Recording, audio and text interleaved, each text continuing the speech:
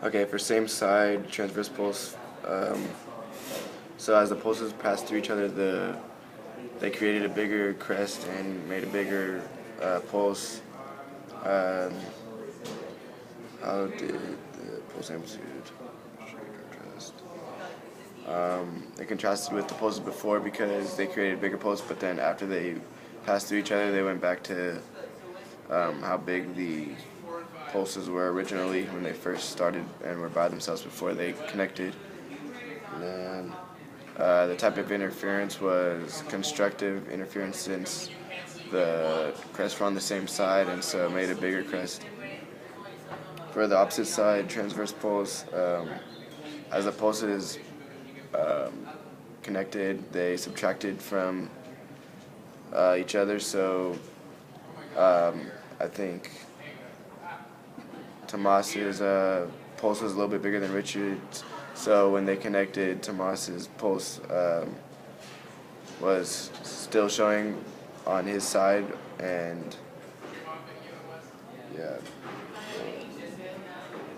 This type of interference was destructive interference since the pulses were on opposite sides, and yeah. For fixed end termination.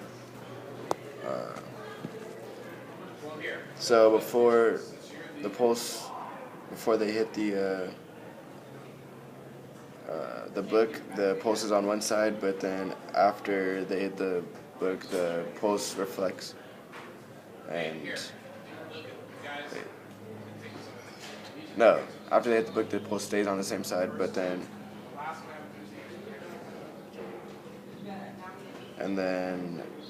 for the free end termination,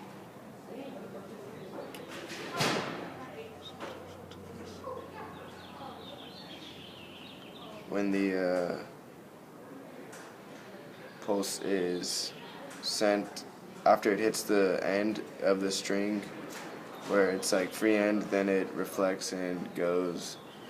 It reflects back on the opposite side that it was originally on, and the amplitude stays the same in both free end and fixed end. Standing waves. So slower frequency makes less crests, and a faster frequency makes more crests and more wavelengths, and standing waves. And then standing waves are formed by the frequency being constant over a period of time. Then while the frequency is constant, the wave ends up being turns into a standing wave.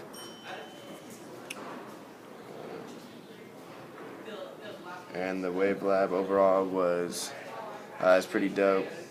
It seemed pretty fun, and it was like cool seeing it, like how the waves actually worked, like a real life example with the Slinky. So yeah.